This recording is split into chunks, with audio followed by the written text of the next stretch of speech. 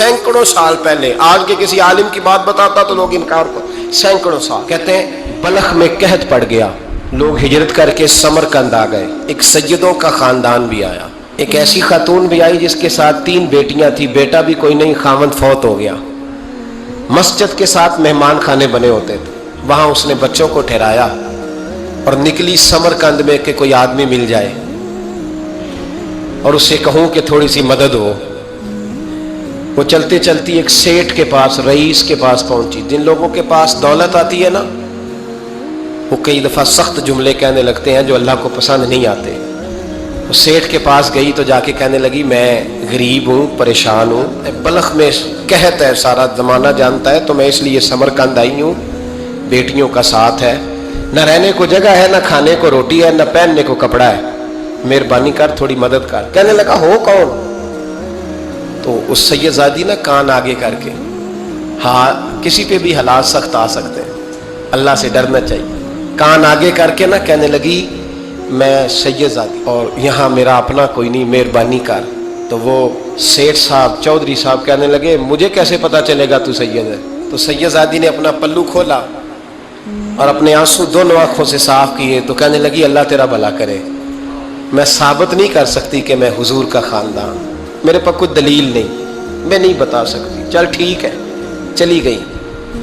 کسی نے بتایا کہ یہاں ایک یہودی بھی رہتا ہے, وہ بڑا سخی ہے, یا آتش پرست ہے, یا پارسی ہے کافر غیر, سخی بڑا ہے. اس کے پاس گئی, بیٹھی رہی, لوگ بیٹھے تھے. جب چلے گئے تو قریب گئی, کہنے لگی مجبور ہوں, پریشان ہوں, غریب نہیں ہوں.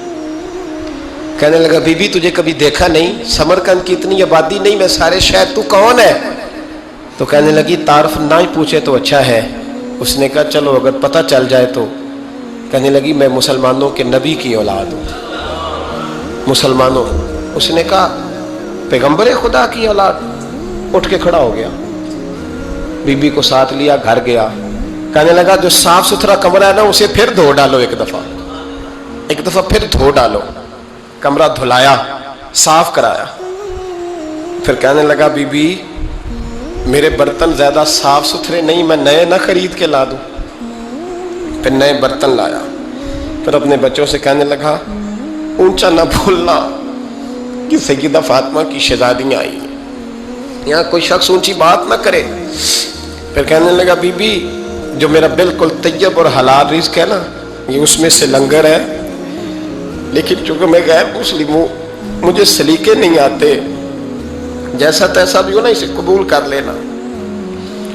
خاتون کو کہنے لگا یہ گھر ہے, جب تک جی چاہے یہاں رہنا, اور دیکھنا ہو سکے تو رات اپنے نبی سے سفارش کرنا, میرا بھی کوئی مسئلہ, میری بھی کوئی قبولیت کہیں ہو جائے. وہ مسلمان کہلانے والا رات کو سویا. کہتے جنت سجی ہوئی ہے, لوگ جنت میں جا رہے ہیں, لائنیں لگی ہوئی ہیں, نبی پاک لوگوں کو جنت میں بھیج رہے ہیں. میں بھی دوڑ کے لائن میں لگ گیا, فرشتے نے میرا بازو پکڑا, کا پیچھے ہٹ. تو میں دوڑ کے حضور کی بارگاہ میں گیا, میں حضور سارے جنت میں جا رہے ہیں, یہ مجھے نہیں جانے دیتا. تو نبی پاک نے فرمایا تو کون ہے؟ کہ یا رسول اللہ میں مسلمان ہوں. کہتے حضور مجھ سے فرمانے لگے کوئی دلیل ہے تیرے پاس, دلیل ہے کوئی تیرے پاس؟ میں چپ کر گیا. فرمایا میری بیٹی تیرے دروازے پر آ ہی گئی تھی تو دلیلیں پوچھنے لگ گیا تھا. میں جا دوڑ جا. سویرے آنکھ کھلی تو گلیوں میں ڈھونڈتا پھرتا ہے, تلاش کرتا پھرتا ہے, کونے کونے میں جاتا ہے وہ سادات کا گھرانہ کہاں گیا. ڈھونڈتے ڈھونڈتے اس غیر مسلم کے دروازے پہ جا کے پہچان لیا. تو کہنے لگا خدا کا واسطہ جو تو نے نوکری کی ہے نا ان کی مجھ سے 11 گنا لے لے, یہ سادات کا گھر مجھے دے دے. تو کہنے لگا کل تو آتا تو شاید بات اور ہوتی, آج بات اور ہے. اس نے کہا مہربانی کر. کہا نہیں کل تو آتا تو معاملہ اور تھا, آج معاملہ آج اور ہے, رنگ بدل گیا ہے, حالات تبدیل ہو گئے ہیں, اب تو دیکھ تاک کے آیا, جا دوڑ جا. کہنے لگا نہیں مہربانی کر دے دے, تو غیر مسلم میں تیرا کیا تعلق؟ کہنے لگا چپ کر, غیر مسلم میں کل تک تھا, کل سے سجدوں سے پیار کیا ہے تو میرے حالات سنور گئے ہیں, وہ جو نظارے تو نے رات خواب میں دیکھے ہیں میں نے جاگتی آنکھوں سے دیکھے ہیں، میں نے جاگتی آنکھوں سے. اور تو نے کسی مفتی پیر عالم کے ہاتھ پہ کلمہ پڑھا ہے، میں نے رات محمد عربی کے ہاتھ پہ کلمہ پڑھا، رسول اللہ کے ہاتھ پہ کلمہ پڑھا.